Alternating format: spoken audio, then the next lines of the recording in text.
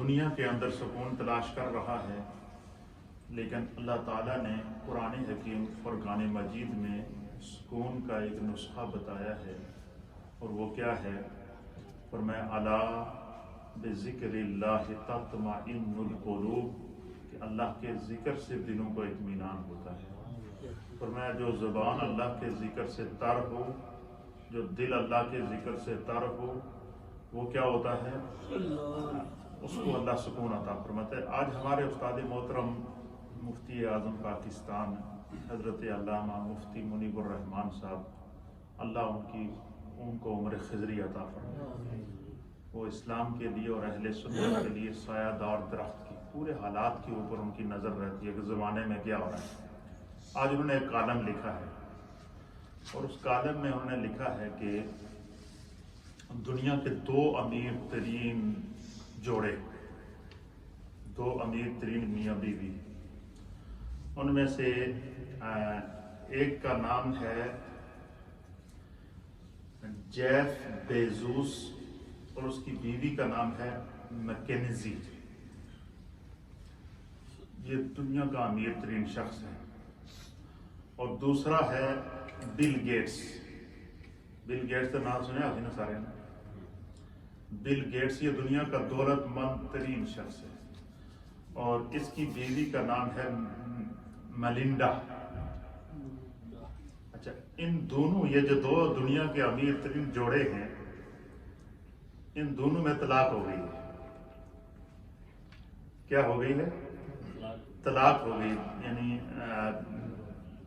جو جیف ہے اس نے بھی اپنی بیوی مکینزی کو طلاق دے دی، اور جو بل گیٹس ہے اس نے اپنی بیوی ملنڈا کو طلاق دے دی۔ اچھا اچھا ہے، بیوی بھی دولت مند ہے اور شوہر بھی دولت مند ہے، اور دنیا کے دولت مند ترین لوگ ہیں۔ پھر طلاق کے بعد جب قانون کے مطابق ان کی جائیداد تقسیم ہوئی، تو جو جیف کی بیوی تھی مکینزی، اس کے حصے کے اندر 5,000 ارب ڈالر آئے۔ کتنے آئے؟ 5,000 ارب ڈالر آئے ہیں۔ جو بل گیٹس کی جو بیوی تھی، تو اس کو قانون کے مطابق جب طلاق ہوئی تو اس کو بل گیٹس کی دولت میں سے جو حصہ اس کی بیوی کو ملا وہ ہے جی 10,000 ارب ڈالر۔ کتنا؟ اچھا، 10,000 ارب ڈالر دونوں کی بیویوں کے اکاؤنٹ میں منتقل ہو گیا، اور جو دولت تھی وہ تقسیم ہو گئی، الگ الگ ہو گئے۔ تو صحافیوں نے ان سے سوال کیا کہ بھائی اتنی بڑا دولت مند شخص، جو دنیا کا ایک نمبر دولت مند شخص ہے، اس سے تو نے علیحدگی حاصل کی ہے، وجہ کیا ہے؟ دونوں سے سوال کیا صحافیوں نے، مکینزی سے بھی سوال کیا اور میلنڈا سے بھی سوال کیا، جیف سے بھی سوال کیا اور بل گیٹ سے بھی سوال کیا۔ تو انہوں نے جواب میں یہ کہا کہ ہمارے پاس دولت تو بہت زیادہ تھی لیکن سکون نہیں تھا، سکون قلب بھی ہمیں نہیں تھا، اطمینان نہیں تھا، ہم پریشان رہتے تھے۔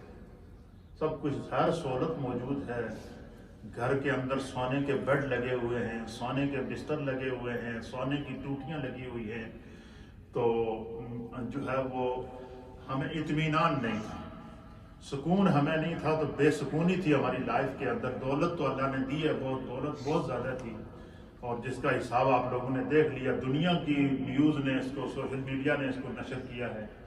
تو ہمیں جو ہے وہ دولت ہمارے پاس موجود تھی، گھر موجود تھے، جو چیز ہم نے چاہی ہم نے اس کو اس دولت سے خریدا ہے، لیکن اگر ہمیں کوئی چیز نہیں ملی تو وہ سکون نہیں ملا۔ یہ دونوں واقعات کو لکھنے کے بعد پھر مفتی اعظم پاکستان نے لکھا ہے کہ میرے رب کا قانون دیکھیے کہ دولت سے بندہ جو ہے وہ امیر بننے سے بندہ جو ہے وہ پرسکون زندگی نہیں گزار سکتا، بلکہ اللہ رب العالمین نے ارشاد فرمایا کہ الا بذکر اللہ تطمئن القلوب۔ سورۃ الرعد کی آیت نمبر 28 کے اندر اللہ فرماتا ہے کہ الا، اے محبوب، آپ ان کو خبردار کر دیجئے کہ اگر تم دنیا کا اطمینان، سکون قلبی چاہتے ہو نا، پھر کیا کرو؟ اللہ کے ذکر سے اپنے دلوں کو، اپنی زبان کو، اپنے قلب کو تر رکھو۔ فرمایا جس کا دل اللہ کے ذکر سے غنی ہو گیا، اس کائنات کی ساری دولتیں پیچھے رہ جاتی ہیں۔ کیوں؟ کہ خدا کے نور کا وہ مظہر بن جاتا. اللہ پھر کیا کر دیتا ہے؟ فرمایا کہ اللہ اس کو دنیا سے بے نیاز کر دیتا ہے. کیوں کر دیتا ہے؟ جو اس خدا کا ذکر کرتا ہے جو اللہ الصمد ہے، جو خود بے نیاز ہے، تو فرمایا کہ جو خدا کا ہو جاتا ہے اللہ اسے دنیا میں کسی کا محتاج نہیں کرتا. اور اسی طریقے سے دوسرے مقام پر سورۃ جو ہے وہ دوسرے مقام کے اوپر حدیث پاک کے اندر نبی اکرم صلی اللہ تعالیٰ علیہ وآلہ وسلم نے فرمایا. اب یہ دیکھیں، یہ واقعہ آپ نے سنا نا، اب اس کے مطابق نبی پاک صلی اللہ علیہ وسلم کی آج سے 1400 سال پہلے میرے مصطفیٰ نے کیا خبر دی تھی، وہ حدیث سنیں کہ آپ کا ایمان تازہ ہو جائے گا. حضرت حضور نبی اکرم صلی اللہ تعالیٰ علیہ وسلم نے فرمایا کہ غنا کہتے ہیں غنی ہونا، دولت مند ہونا، امیر ہونا، بلین ایئر ہونا. غنا، حضور نے فرمایا کہ جو غنی ہے، غنا متاع کائنات کی کثرت کا نام غنی ہونا نہیں ہے. ساری دنیا کی دولتوں کو جمع کر لیے بندہ کہے کہ میں امیر ہو گیا ہوں، فرمایا یہ عمارت نہیں ہے، یہ غنی ہونا نہیں ہے. بلکہ حضور نے فرمایا کہ اللہ اور اس کے رسول کے نزدیک سب سے غنی کون ہے یہ تمہیں بتاؤں. صحابہ نے عرض کیا یا رسول اللہ بتاؤ. تو پہلے حضور نے کیا فرمایا کہ پوری کائنات کی متاع کو جمع کر لینا، پوری کائنات کی دولت کو جمع کر لینا، یہ غنا نہیں ہے. بلکہ سرکار دو عالم صلی اللہ تعالیٰ علیہ وسلم نے فرمایا کہ سب سے بڑا غنی کائنات کے اندر وہ ہے جس کا دل غنی ہو. کیا ہو؟ جس کا دل غنی ہو، اس دل کے اندر ایمان موجود ہو، اس دل کے اندر نور موجود ہو، اس دل کے اندر پاکیزگی موجود ہو، اس دل کے اندر طہارت موجود ہو، اس دل کے اندر خدا کا ذکر موجود ہو، اس دل کے اندر وہ دل حسد سے پاک ہو، وہ دل غیبت سے پاک ہو، وہ دل جو ہے وہ ہر قسم کی جو ہے وہ ہر قسم کی کجی سے پاک ہو. اور فرمایا کہ جس دل کے اندر اللہ کا ذکر اور جس کا دل غنی ہے، حضور نے فرمایا کہ وہ دل وہ انسان سب سے زیادہ غنی ہے. اور اس حدیث کو امام بخاری رحمۃ اللہ علیہ نے لکھوایا. پھر فرماتے ہیں کہ نبی اکرم صلی اللہ تعالیٰ علیہ وسلم نے فرمایا کہ اصل دولت قناعت ہے. کیا ہے؟ قناعت. یہ جو نوجوان ہیں شاید قناعت کا مطلب نہیں سمجھے کہ میں آپ کو ایزی کر کے سمجھاتا ہوں. قناعت کہتے ہیں کہ جو خدا نے دے دیا بندہ اس سے راضی ہو جائے. جو اللہ نے اس کو عطا کیا وہ اس حال میں راضی ہو جائے اور اس نیت سے راضی ہو کہ میرا رب اس حال میں مجھ سے خوش ہے. شکوہ نہ لائے زبان پر. کیوں؟ کہ میرا رب مجھ سے اس حال میں خوش ہے. تو اب حدیث پاک کے اندر آتا ہے، امام فخر الدین رازی رحمۃ اللہ علیہ نے حدیث نے امام فخر الدین رازی رحمۃ اللہ علیہ نے اس واقعے کو تفسیر کبیر کے اندر قرآن پاک کی آیت ہے استغفروا ربکم انہ کان غفارا. اللہ فرماتا ہے کہ اپنے رب کی بارگاہ میں استغفار کیا کرو. اپنے گناہوں کو نہ دیکھو، بس توبہ کرو اور اپنے گناہوں کا اقرار کر کے اللہ کی بارگاہ میں سچی توبہ کرو، استغفار کرو. فرمایا جو اللہ استغفروا ربکم، اپنے رب کی بارگاہ میں استغفار کیا کرو. فرمایا جو اللہ کی بارگاہ میں استغفار کرتا ہے، توبہ کرتا ہے، انہ کان غفارا، اللہ تعالیٰ اس کے لیے مغفرت کے دروازے کھول دیتا ہے. کیا کر دیتا ہے؟ اس آیت کے تحت امام فخر الدین رازی رحمۃ اللہ علیہ نے لکھا ہے کہ ایک شخص تھا جو ہر سال حج کو جاتا تھا. کیا کرتا تھا؟ ہر سال حج کو جاتا تھا. اور لوگ اس کے بڑے مداح تھے، یار کتنا خوش قسمت شخص ہے کہ ہر سال اس میں حج نصیب ہو. اس نے 69 حج کیے اپنی زندگی میں. کتنے حج کیے؟ 69 حج، 69 حج. 69 میں 69 حج کیے. اور 70واں حج کرنے کے لیے 70 نمبر حج کرنے کے لیے جب وہ جانے لگا تو اس کے بیٹے نے اسے کہا کہ ابا جی آپ ہر سال جاتے ہیں، تو اس دفعہ میں چاہتا ہوں کہ میں بھی آپ کے ساتھ حج کے لیے جاؤں. تو میں نے کہا جی اس سے بڑی سعادت کیا بچے، چل.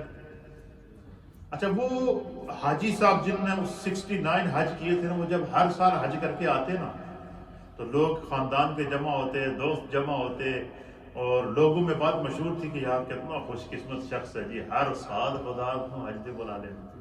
اچھا لوگ اس کو جب حج کی مبارکباد دیتے نا تو وہ آگے وہ حاجی صاحب جو تھے نا بابا جی، وہ آگے کوئی جواب نہیں دیتے، بس ان کی آنکھوں سے آنسو چلنا شروع ہو جاتے. رونا شروع ہو جاتے لیکن آگے سے کوئی جواب نہیں دیتے. جو بھی ان کو کہتا کہ آپ ہمارے لیے دعا کرنا، کہتے اللہ تیرے میرے تے کرم کرے. کوئی جو ان کہے گا حاجی صاحب آپ کو مبارک ہو یار، آپ کتنے خوش قسمت ہیں، آپ ہر سال حج کے لیے جاتے ہیں. 69 آپ نے حج کر لی، کتنی بڑی سعادت ہے. کہنا تو آسان ہے لیکن اس کی حقیقت ہے. امام فخر الدین رازی نے اس آیت کے تحت تفسیر کبیر میں لکھا ہے. تو اس کو جب کوئی حج کی مبارک دیتا نا تو وہ آگے سے بس آنسو بہا دیتا، کچھ کہتا نہیں. اب جب 70واں حج کرنے کے لیے وہ بزرگ گئے نا تو ان کے بیٹے نے کہا کہ ابا جی میں بھی آپ کے ساتھ جاؤں گا. تو انہوں نے کہا چلو. اب وہ جب جانے لگے چلے گئے، خانہ کعبہ میں پہنچے، طواف کیا. اب طواف کے دوران جب وہ بابا جی کہتے ہیں لبیک اللہم لبیک، کہ اے اللہ میں حاضر ہوں، تیری بارگاہ میں حاضر ہوں. جب وہ کہتے ہیں لبیک اللہم لبیک تو غیب سے آواز آتی لا لبیک، تھوڑی حاضری قبول نہیں. اب اس منظر کو سوچے نا ذرا، کیا منظر ہوگا. اچھا وہ جب یہ کہتا نا لبیک اللہم لبیک تو آواز آتی تیری حاضری قبول نہیں. اچھا وہ اور زور سے کہتے، وہ اور زور سے کیا کہتے لبیک اللہم لبیک، پھر آواز آتی کہ تیری حاضری قبول نہیں. تو وہ بیٹا ان کا ساتھ وہ سن رہا تھا اس بات کو. تو اس بیٹے نے کہا کہ ابا جی جب ہر دفعہ آواز آ رہی ہے کہ آپ کی حاضری قبول نہیں اور آپ ہر دفعہ جناب اور بلند آواز سے کہتے ہیں، کدھر ایسا نہ ہو کہ اللہ تعالیٰ کا کوئی عذاب و غضب نازل ہو جائے، تو کوئی بارے سوچو. تو وہ بزرگ ان کی آنکھوں میں آنسو آئے. نے کہا پتر تو یہ گلا سن کے تو ہونی بس تو تنگ آ گیا ہے. تو انہوں نے ایک گل دساں. انہوں نے کہا جی ابا جی دسو کی ہے. انہوں نے کہا جی 69 سال ہو گئے میں یہی آواز سن رہا. ٹھیک ہے 69 سال سے یہی آواز سنتا ہوں کہ جب میں کہتا ہوں لبیک اللہم لبیک تو آگے سے آواز آتی ہے تیری حاضری قبول نہیں. لیکن میں بھی اپنی دھن دا بڑا پکا، میں بھی اپنی دھن دا بڑا پکا، میں بھی یہ نیت کیتی دی ہے. یہ نیت کیتی ہے کہ میں ریجیکٹ کیا جاؤں یا قبول کیا جاؤں، اس در کے علاوہ جب کوئی در ہی نہیں ہے تو جاؤں گا. لہذا میں اللہ کے در کو، اللہ کے گھر کو نہیں چھوڑوں گا چاہے میں کچھ بھی ہو جائے. جب تک میری سانسوں میں سانسیں موجود ہیں، جب تک میرے رب نے مجھے توفیق دی ہے، میں اس گھر پر آتا رہوں گا اور استغفار کرتا رہوں گا، لبیک کی صداؤں کو بلند کرتا رہوں گا، بلند کرتا رہوں گا. اب امام فخر الدین رازی کہتے ہیں کہ پتہ نہیں کرا، کہتے ہیں نا کہ دل سے جو بات نکلتی ہے اثر رکھتی ہے، پر نہیں طاقت پرواز مگر رکھتی ہے.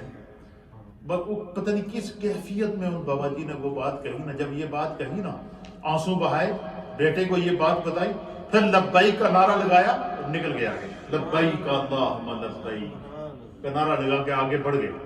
جیسے ہی لبیک کا نعرہ لگایا نا، اب جب نعرہ لگایا نا اب آگے سے یہ آواز نہیں آئی کہ لا لبیک.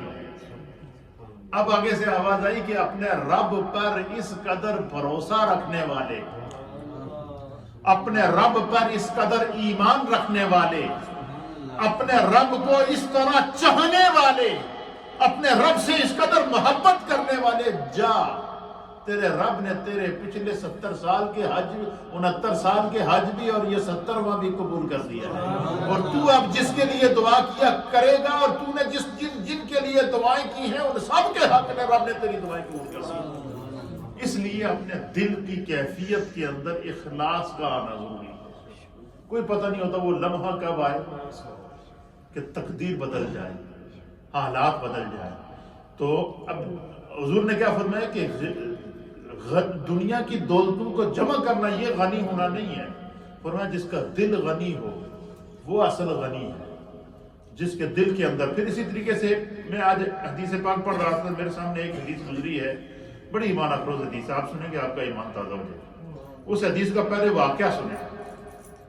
نبی پاک صلی اللہ تعالیٰ علیہ وسلم کی، جو میری مائیں بہنیں سن رہی ہیں وہ بھی بڑے غور سے سنیے گا. نبی پاک صلی اللہ تعالیٰ علیہ وآلہ وسلم کی جو ازواج مطہرات، جو آپ کی بیویاں تھیں، جو ہم تمام روئے زمین کے مومنوں کے مائیں ہیں، حضور علیہ الصلوۃ والسلام کی ازواج میں سے ایک زوجہ محترمہ ام المؤمنین کا نام تھا حضرت سیدہ جویریہ رضی اللہ تعالی عنہا. حضور علیہ السلام کے ازواج میں سے ایک بیوی کا نام کیا تھا؟ حضرت جویریہ. ان کا پہلے واقعہ سن لیں تو پھر میں حدیث سناؤں گا. یہ مدینہ شریف کے رکنوا میں ایک قبیلہ تھا، بہت بڑا قبیلہ تھا، اور اس قبیلے کو بنو مستلق کہتے ہیں. بہت بڑا قبیلہ تھا، اور بڑا اس قبیلے کا جو سردار تھا اس کا نام تھا حارث بن ابی ضرار. اس قبیلے کا جو سربراہ تھا، یعنی اس علاقے کا جو حاکم تھا اس کا نام حارث بن ابی ضرار تھا. تو یہ قبیلہ مستلق کا سربراہ تھا. اور جیسے نبی پاک صلی اللہ علیہ وسلم نے مدینہ طیبہ میں ریاست مدینہ قائم کی نا، تو یہ اس کا کیونکہ بہت بڑا خاندان تھا ان کا. اچھا، یہ سارا یہودی تھے، یہ یہودیوں کا قبیلہ تھا. کن کا؟ یہودیوں کے یہ قبائل میں سے ایک قبیلہ تھا، قبیلہ بنو مستلق. اور جیسے حضور علیہ السلام نے ریاست مدینہ قائم کی نا، تو انہوں نے نبی پاک صلی اللہ علیہ وسلم کے خلاف اعلان جنگ کر دی. انہوں نے کہا ہمارے پاس طاقت موجود ہے، ہمارے پاس جو ہے وہ اسلحہ موجود ہے، ہمارا خاندان بہت بڑا ہے، پورے علاقے پر ہمارا قبضہ ہے، لہٰذا ہم محمد عربی اور ان کے صحابہ کے ساتھ کیا کریں گے؟ جنگ کریں گے، اور ہم اسلام کا مقابلہ کریں گے. چیلنج دے دیا جنگ کا. تو جب چیلنج دے دیا، پیغام بھیجوا دیا گیا کہ جنگ کے لیے تیار ہو جائے، تو سرکار دو عالم صلی اللہ علیہ وسلم نے صحابہ اکرام کا لشکر تیار کیا. اس کو غزوہ بنو مستلق کہتے ہیں. حضور علیہ السلام کے غزوات میں سے ایک غزوہ یہ بھی ہے جس کو غزوہ بنو مستلق کہتے ہیں. اب لڑائی ہوئی، اور طوفانی لڑائی ہوئی. لڑائی کے اندر صحابہ اکرام کو نے اللہ اکبر کا نعرہ لگاتے ہوئے اسلام کی سربلندی کے لیے اپنی جانوں کو نذرانہ پیش کرتے ہوئے جب آگے بڑھے، اللہ تعالیٰ نے اسلام کو فتح عطا. وہ پورے کا پورا قبیلہ جو تھا، اس میں سے کچھ لوگ تو وہ تھے جو مارے گئے، کچھ وہ تھے کہ جو قیدی بنا دیے گئے، اور جو اس کا سربراہ تھا نا حارث بن ابی ضرار، یہ فرار ہو گیا. یہ فرار ہو گیا تو اس کی بیٹی وہ بھی جنگی قیدیوں میں آ گئی. یعنی جس طرح ایک بادشاہ کسی ملک پر جنگ ہو تو اس ملک کا جو بادشاہ ہوتا ہے اس کی بیٹی قبضے میں آ گئی. اس طریقے سے حارث کی جو بیٹی تھی اس کا نام تھا برہ. کیا تھا؟ اور یہی برہ حضرت جویریہ ہے. تو یہ جب مال غنیمت مسلمانوں کو ہاتھ میں آیا، بہت بڑا مال غنیمت، پورے قبیلے پر قبضہ ہو گیا، پورے علاقے پر قبضہ ہو گیا. پھر مال غنیمت آیا، جنگی قیدی آ گئے، اس کے علاوہ جنگ کا ساز و سامان کثرت سے آیا. تو نبی پاک صلی اللہ علیہ وسلم نے شریعت کے مطابق جو ہے وہ کیا کیا کہ اس مال غنیمت کو آپ نے تقسیم کیا. اور تقسیم کرنے کے بعد اس میں جب وہ جو اس قبیلے کے جو سربراہ کی جو بیٹی تھیں وہ بھی آئیں، تو ان کو وہ حضرت ثابت بن قیس رضی اللہ تعالیٰ عنہ جو صحابی رسول تھے، ان کے حصے میں نبی پاک صلی اللہ علیہ وسلم نے ان کو تقسیم کیا مال غنیمت میں. جیسے جنگی قیدی ہوتے ہیں، غلام بنا کے دے دیا یا باندیا بنا کے دے دیا، اور اس طریقے سے کہ آپ لوگ ان سے کام لیں جب تک کہ یہ اگر اسلام لاتے ہیں. اور پھر یہ بھی اسلام کے قانون کے مطابق یہ بھی قانون تھا کہ مثلا جو لوگ غلام بن جائیں وہ اگر چاہیں کہ ہم اتنا جزیہ دیں گے اور ہم اس کو جو ہے وہ اتنا اس کے بدلے میں اتنا مال دے کر اپنے آپ کو آزاد کرانا چاہیں تو وہ کرا سکتے ہیں. جس طریقے سے آپ نے دیکھا ہوگا کہ آج کل کے ہمارے قانون کے مطابق کوئی بندہ اگر گرفتار ہو جائے تو اس کی جب ضمانت ہوتی ہے تو وہ ضمانتی مچلقے جمع کرائے جاتے ہیں. ایسا ہوتا ہے نہیں کہ اتنے لاکھ روپے کے مچلقے جمع کرا کے فلاں شخص کی ضمانت ہو گئی، اتنے لاکھ. یہ ہوتی ہے کہ شورٹی جس کو کہتے ہیں انگلش کے اندر، کہ شورٹی دے کر بندہ کیا ہو جاتا ہے؟ وہ آزاد ہو جاتا ہے. تو یہ جو حارث کی جو بیٹی تھی، برہ نام تھا ان کا، برہ نام تھا. تو یہ جب حضرت قیس ثابت بن قیس کے حصے میں آئیں، تو جب ثابت بن قیس کے پاس یہ گئیں تو انہوں نے حضرت ثابت بن قیس سے کہا کہ بھائی میں جو ہے وہ جو ہمارے قبیلے کا سربراہ ہے، میں ان کی بیٹی ہوں، میں شہزادی ہوں. تو اب ذرا جنگی قوانین کے مطابق میں قیدی بن گئی ہوں، باندی بن گئی ہوں، تمہارے حصے میں رسول اللہ نے تمہیں دے دیا ہے، لہٰذا ایسا کریں کہ میں تمہیں منہ بولی رقم دیتی ہوں کہ تو جو کہے گا میں تمہیں دینے کے لیے تیار ہوں، تم مجھے آزاد کرو۔ کیا کرو؟ آزاد کرو۔ تو اس نے کہا جی ٹھیک ہے، اگر ایسی بات ہے تو اس نے کہا کہ تم مجھے کتنی رقم دے سکتے ہو؟ ثابت بن قیس نے ان سے کہا، تو اس خاتون نے یہ کہا جی کہ میں اپنے آپ کو آزاد کرانے کے لیے تمہیں 9 اقیہ سانہ دوں گی۔ 9 اقیہ سانہ یوں سمجھ لیں کہ 9 کلو سانہ میں تمہیں دوں گی، یا جتنا اس کا جواب تقریباً 40 درم کا ایک اقیہ ہوتا تھا۔ کتنے درم کا؟ 40 درم۔ 40 درم جو ہے نا، 40 درم 40 سونے کے سکوں کا نام ہے۔ درہم سونے کے ایک سکے کا نام ہے، تو 40 درم کا ایک اقیہ کہلاتا ہے۔ تو 40 سونے کے سکے ڈالیں تو ایک اقیہ بنتا ہے، تو 40 کو آپ جو ہے وہ اگر 9 سے ملٹیپلائی کریں تو یہ تقریباً 9 کلو یا اس سے زائد سونا بنتا ہے۔ کتنا؟ تو اس خاتون نے ان سے کیا کہا حضرت ثابت بن قیس سے کہ میں آپ کو 9 کلو سونا دوں گی، اور میرے پاس جتنا مال و دولت ہے یہ میں تمہیں دوں گی، تو تم ایسا کرو کہ تم مجھے آزاد کرو۔ تو انہوں نے کہا جی ٹھیک ہے، میں تمہیں آزاد تو کر دوں گا، لیکن اگر ہو سکتا ہے کہ کوئی سوچے کہ بھئی پیسوں کی خاطر اس نے ہی کر دیا، لہذا تو ایسا کر کہ تو اپنا مقدمہ دے کر نبی پاک کی بارگاہ میں چاہ، اگر حضور نے قبول کر لیا تو میں تمہیں تمہاری جو آفر ہے اس کے بدلے میں تمہیں آزاد کر دوں گا۔ اب وہ جو شہزادی تھیں جو ثابت بن کیا نام ہے ان کا، حارث بن درار کی جو بیٹی تھی، جو اس کو قبیلہ مستلق کا سربراہ تھا، وہ گئی نبی پاک کی بارگاہ میں۔ انہوں نے کہا جی کہ آپ نے مجھے جو ہے انہوں نے سب سے پہلے نبی پاک کو اپنا تعارف کرایا کہ یا رسول اللہ، میں جو قبیلہ مستلق کا سربراہ ہے حارث بن ابی درار، میں اس کی بیٹی ہوں، اور مجھے تمام قبیلے والے شہزادی کے طور پر دیکھتے ہیں، شاہی خاندان سے میرا تعلق ہے۔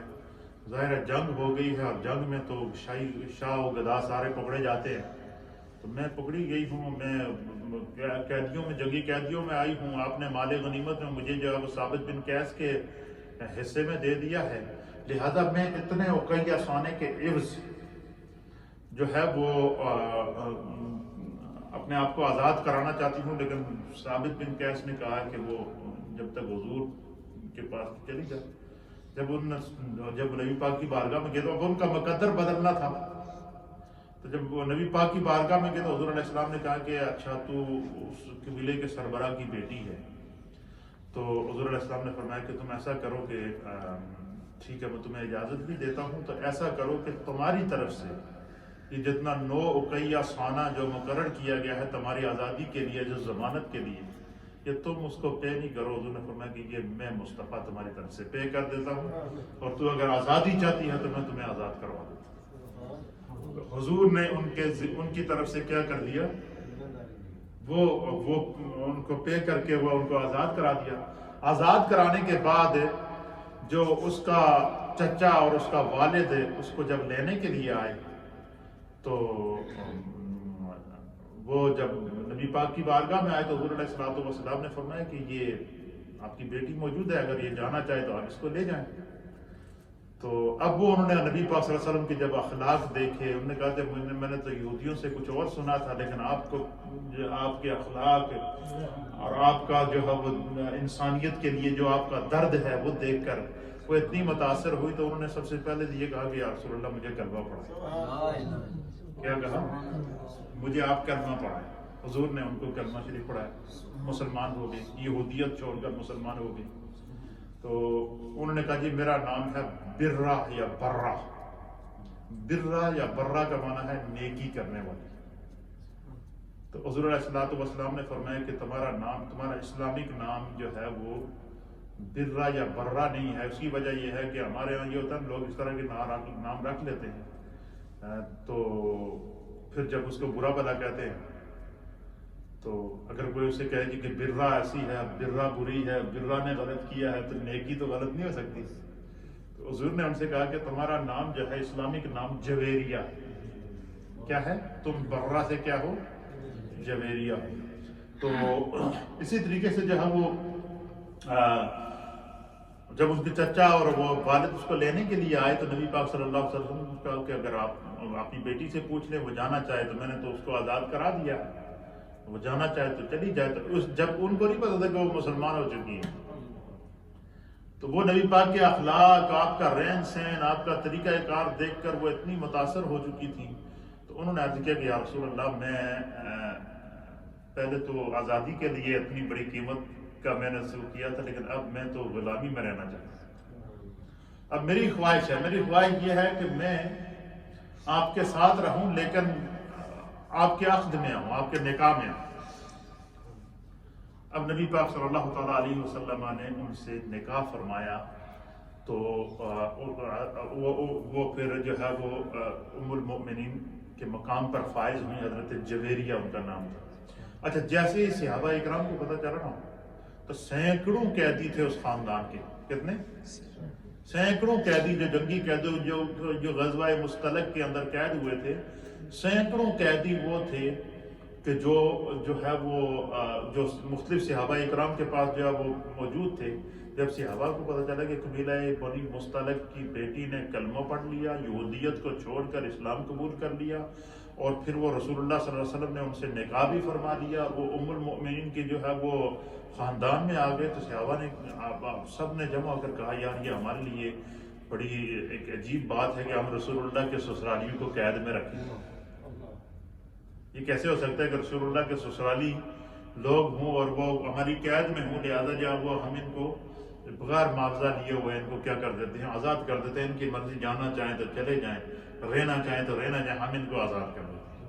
اب انہوں نے جو ہے وہ تمام قبیلے کے لوگوں کو آزاد کر دیا۔ جب سب کو آزاد کیا نا، تو اس قبیلے کے سربراہ جو اس حضرت جویریہ کے والد تھے، حارث بن ابی درار سمیت، اور وہ جتنے سینکڑوں قیدی تھے وہ، اور اس کے علاوہ ان کے قبیلے کے جتنے یہودیوں کا پورا وہ قبیلہ تھا، وہ سارے کا سارا میرے مصطفیٰ کریم صلی اللہ تعالیٰ علیہ وسلم کا اخلاق دیکھ کر، آپ کا پیار دیکھ کر، حضور علیہ نبی علیہ السلام کے اخلاق اور پیار دیکھ کر سارے کے سارے ایمان لے کر یہ حضرت جویریہ رضی اللہ تعالیٰ۔ اچھا، جب یہودیت کو چھوڑ کر وہ جب نبی پاک صلی اللہ علیہ وسلم کے عقد کے اندر آئی نا، اور حضور علیہ السلام نے ان پہ جب نگاہ کرم فرمائی، تو حضرت جویریہ کو اللہ تعالیٰ نے ایسا عبادت کا ذوق عطا کیا، ایسا عبادت کا ذوق عطا کیا، ایسا عبادت کا ذوق عطا کیا کہ وہ مصلے سے اٹھتی ہی نہیں تھی۔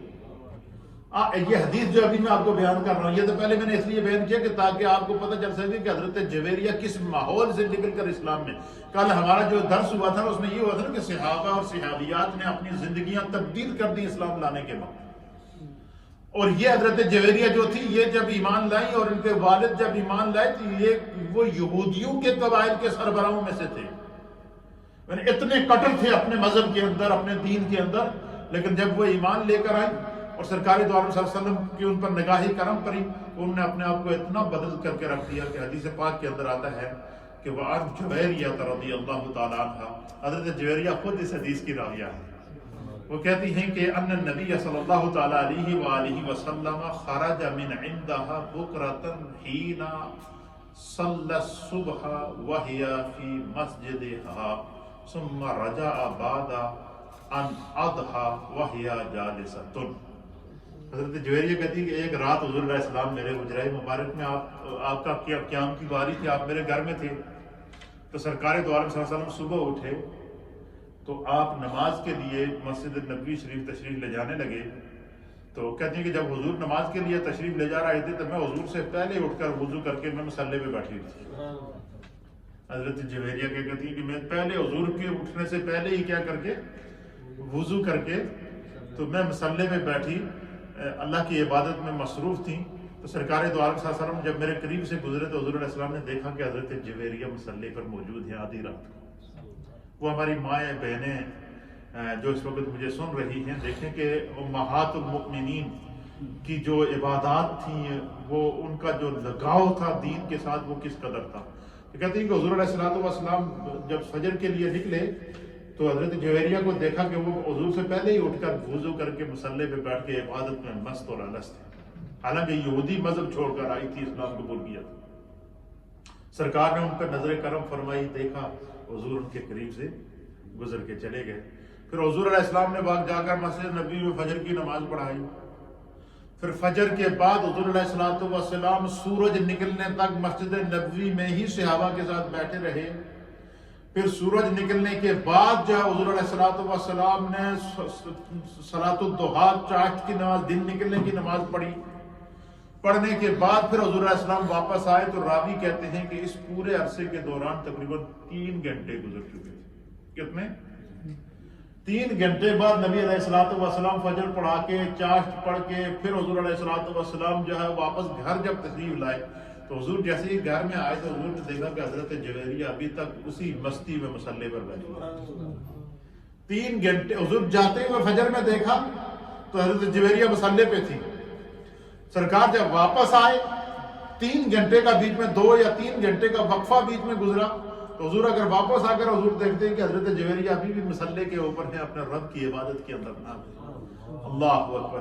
سرکار دو عالم صلی اللہ علیہ وسلم نے ان کو جب دیکھا تو اللہ کے حبیب علیہ السلام قال، تو سرکار دو عالم صلی اللہ علیہ وسلم نے جو ہے وہ ان سے فرمایا کہ ما زلت علی الحال التي فرقت کے علیہا قالت نعم۔ حضور صلی اللہ علیہ وسلم میں تو جس حال میں چھڑ کے گیا تھا تو اس سے حال میں چاہیے مصلی تھی بیٹھی ہے۔ انہوں نے عرض کی یا رسول اللہ، اب آپ نے عبادت کی لذت ہی ایسی عطا فرما دی کہ اس کے بغیر سکون ہی نہیں ملتا۔ تو انہوں نے کہا نعم یا رسول اللہ۔ نبی اکرم صلی اللہ تعالیٰ قال رسول اللہ صلی اللہ تعالیٰ علیہ وسلم، نبی اکرم صلی اللہ علیہ وسلم نے فرمایا لقد كنت بعدك 4 کلمات 3 مرات۔ حضور علیہ السلام نے فرمایا کہ جتنا تھوڑے اور میرے درمیان جڑا 2-3 گھنٹے کا وقت گزرے ہے، حضور نے فرمایا اس دوران میں نے 3 کلمات کا ورد کیا، 3 کلمات کا وظیفہ کیا۔ اور میں تمہیں وہ وظیفہ نہ بتا دوں کہ جتنے 3 گھنٹے میں تیری عبادت ہے نا، وہ 3 گھنٹے کی عبادت ایک طرف 3 کلمات اگر تو پڑھ لیتے ایک طرف نہ دسوا۔ حضور نے فرمایا میں تمہیں وہ کلمات نہ بتا دوں۔ تو آپ نے عرض کیا یا رسول اللہ ضرور بتائیے، کیوں نہیں بتائیے؟ تو حضور نے فرمایا کہ 4 کلمات 4 کلمات میں تمہیں سکھاتا ہوں، 3 مرات 3 مرتبہ ان 4 کلمات کو پڑھ لینا تو کیا ہوگا؟ حضور علیہ السلام لو وزنت بما قلت اليوم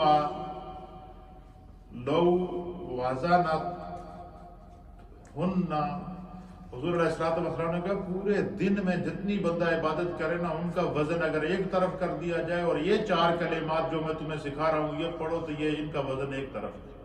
پھر سرکار نے فرمایا کہ قیامت کے دن جب انسان کے نامہ اعمال کو تولا جائے گا تو اس کی نیکیاں ایک طرف ہوں گے اور ان 4 کلمات کو اگر اس طرف رکھیں گے تو ان کا وہ اس کی نیکیوں کے پلڑے کو بھاری کر دیں گے۔ تو حضور نے فرمایا کہ جب تھوڑا اتنا ذوق ہے تو نال ان 4 کلمات کا ورد بھی کیا کر تاکہ خدا تھوڑی نیکیوں میں اضافہ کرے۔ وہ 4 کلمات آج ہم سیکھیں گے۔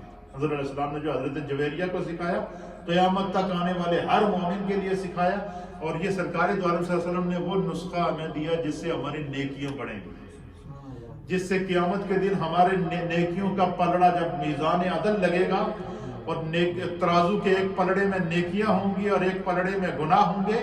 اور حضور علیہ السلام نے ان کلمات کے بارے میں فرمایا کہ اگر زمین اور آسمانوں کو 7 زمینوں اور 7 آسمانوں کو ترازو کے ایک پلڑے میں رکھ دیا جائے اور سبحان اللہ و بحمدہ ان کلمات کو ترازو کے دوسرے پلڑے میں رکھ دیا جائے یا لا الہ الا اللہ کو ترازو کے دوسرے پلڑے میں رکھ دیا جائے تو 7 زمینوں اور 7 آسمانوں سے ان کلمات کا وزن بڑھ جائے گا، بھاری ہو جائے گا۔ حضور علیہ السلام نے حضرت جویریہ کو وہ کلمات سکھائے۔ حضور علیہ السلام نے فرمایا کہ پہلا یہ جو کلمات ہیں وہ تم سماعت کرو۔ فرمایا پہلا کلمہ کیا ہے؟ پہلا ہے فرمایا کہ سبحان اللہ و بحمدہ عدد خلقہ، کہ پڑھے بسم اللہ الرحمن الرحیم۔ جو میری مائیں بہنیں سن رہی ہیں وہ بھی ان کلمات کو دہرائیں، کیوں؟ یہ نبی پاک صلی اللہ علیہ وسلم نے یہ وظیفہ اپنی زوجہ محترمہ کو عطا فرمایا۔ تو یہاں اس وظیفے کی اور ثواب اپنی جگہ تو ہے کہ ہر مرد اور عورت اس کو حاصل کر سکتا ہے، لیکن اس میں اس وظیفے کی جو خاصیت ہے وہ خاصیت یہ ہے کہ حضور علیہ السلام نے خاص طور پر گھر کی خواتین کو یہ وظیفہ تحفے میں دیا ہے یہ خواتین کا خاص وظیفہ ہے جو میرے مصطفیٰ نے حضرت جویریہ کو عطا فرمایا ام المومنین کو، اور فرمایا کہ یہ وظیفہ اگر تو کرے گی تو پورے دن رات میں تو نے جتنی عبادتیں کی ہوں گی اللہ ان کے برابر تمہیں ثواب عطا فرمائے گا۔ قیامت کے دن جب تمہارے نامہ اعمال تولے جائیں گے تو ان کلمات کا وظیفہ ورد اگر کسی نے اپنی زندگی میں کیا ہوگا تو میرے آقا فرماتے ہیں کہ خدا بندے قدوس کیا کرے گا، اللہ جو ہے وہ قیامت کے دن اس کی نیکیوں کے پلڑے کو بھر دے گا۔ تو پہلا کلمہ جو حضور علیہ السلام نے حضرت جویریہ کو سکھایا، پڑھے بسم اللہ الرحمن الرحیم، سبحان اللہ وبحمدہ عدد خلقہ۔ اس کا معنی یہ ہے کہ اللہ تعالیٰ کی پاکیزگی اور اس کی حمد اتنی میں کرتا ہوں کہ جتنی خدا نے اپنی مخلوقات پیدا کیا اس کے برابر۔ اللہ اکبر، سبحان اللہ وبحمدہ عدد خلقہ۔ نمبر 2، سبحان اللہ وبحمدہ رضاء نفسہ۔ سبحان اللہ وبحمدہ رضاء نفسہ۔ نمبر 3، سبحان اللہ وبحمدہ زینت عرشہ، زینت عرشہ۔ اور نمبر 4، سبحان اللہ وبحمدہ مداد کلماتہ۔ یہ 4 کلمات ہیں، یہ میں اس کی باقاعدہ آپ کو ٹیکسٹ بھی کر دوں گا سب کو۔ ان کلمات کو یاد کریں، جو مائیں بہنیں گھر میں موجود ہیں وہ اس کو پڑھیں۔ حضور علیہ السلام نے فرمایا کہ یہ وہ کلمات ہیں کہ پورے دن رات کی 24 آور کی مسلسل عبادت ایک طرف، ان کلمات کی نیکیاں ایک طرف، ساری زندگی کی نیکیاں ایک طرف۔ حضور نے فرمایا ان کلمات کی نیکیاں ایک طرف، قیامت کے دن میزان عدل کی نیکیاں ایک طرف، ان کلمات کی نیکیاں ایک طرف۔ اچھا، یہ میرے مصطفیٰ اپنی امت کو کیا حضور چاہتے ہیں کہ ہر وقت میری امت کو خیر ملتی رہے، ہر وقت میری امت کی کھاتے میں نیکیاں آتی رہی۔ جتنے دوست اس وقت مجھے سن رہے ہیں سوشل میڈیا کے اوپر، جو ہمارے فالوور ہیں، ویورشپ ہے جو سن رہی ہے، ان کی خدمت میں بھی گزارش ہے کہ ہم اس وقت بڑے عظیم لمحات سے گزر رہے ہیں۔ یہ جہنم سے آزادی کا عشرہ ہے، نہ جانے آئندہ یہ رمضان نصیب ہو نہ ہو، اور پھر آج ہم طاق رات میں شامل ہو رہے ہیں۔ آج کی رات اس کو، ان کلمات کو خوب ورد کیجیے۔ سبحان اللہ وبحمدہ عدد خلقہ، سبحان اللہ وبحمدہ رضاء نفسہ، سبحان اللہ وبحمدہ زینت عرشہ، اور سبحان اللہ وبحمدہ مداد کلماتہ۔ بالکل آسان کلمات ہیں۔ یہ اللہ کے حبیب نے حضرت جویریہ ام المؤمنین کو یہ وظیفہ عطا فرمایا۔ یہ خواتین کے لیے خاص وظیفہ ہے جو میرے مصطفیٰ نے اپنی گھر والی کو عطا کیا ہے۔ تو ہماری نبی پاک صلی اللہ علیہ وسلم کی امت کی جتنی خواتین ہیں میرے نبی پاک کی روحانی بیٹیاں ہیں۔ تو حضور کی ہر روحانی بیٹی کے لیے، ہر ماں کے لیے، ہر بیوی کے لیے، ہر بیٹی کے لیے اور ہر مسلمان کے لیے یہ وظیفہ ہے۔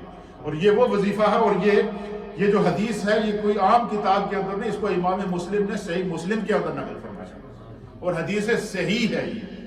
تو یہ آج کا ہم نے جو سبق سیکھا ہے وہ کیا ہے؟ اب دیکھیں کہ حضرت جویریہ خاندان کون سا تھا؟ یہودی، اور یہودیوں کا وہ قبیلہ تھا جس کا پورے عرب کے اندر سکہ جمع ہوا تھا۔ لیکن جب نبی پاک کی نگاہ پڑی تو اپنی زندگی کو ایسے تبدیل کیا کہ حضور کہتے ہیں جب دیکھتا ہوں تو مسلح پہ ہی نظر آتی ہے۔ کہتے ہیں جاتے ہوئے دیکھی تھی تو مسلح پہ تھی، واپس آیا ہوں 3 گھنٹے بعد ابھی تک مسلح پہ بیٹھی ہوئی ہے۔ تو ہماری ماؤں بہنوں، ہماری بزرگ خواتین نے اس طرح کی زندگیاں، پاکیزہ زندگیاں گزاری ہیں۔ اللہ تعالیٰ ہمیں دین کو سمجھنے کی توفیق عطا فرمائے۔ یہ کلمات آپ خود بھی یاد کریں، اپنے بچوں کو یاد کریں۔ یہ 4 کلمات ہیں، یہ صرف 1 منٹ سے بھی کم وظیفہ ہے۔ 4 کلمات ہیں، یہ اگر ہم اس آج کے دن کا خاص وظیفہ ہے، خود بھی یاد کریں۔ یہ میں آپ کو واٹس ایپ پہ ٹیکسٹ بھی کر دوں گا، جو ہمارا نمازیوں کا گروپ ہے اس کے اندر میں آپ کو بھیج دوں گا، تاکہ آپ لوگ اس کو یاد کریں، اس کو زیادہ سے زیادہ پھیلائیں۔ میں اس وظیفے کو میں اپنے سوشل میڈیا نیٹ ورک پر بھی لگا دوں گا، ویڈیو کی شکل میں تو آلریڈی تیار ہے، آپ کے سامنے موجود ہے۔ تو اللہ تعالیٰ ہمیں دین کو سمجھنے کی توفیق عطا فرمائے۔ وآخر دعوانا الحمدللہ رب العالمین۔ انشاءاللہ العزیز ابھی تھوڑا سا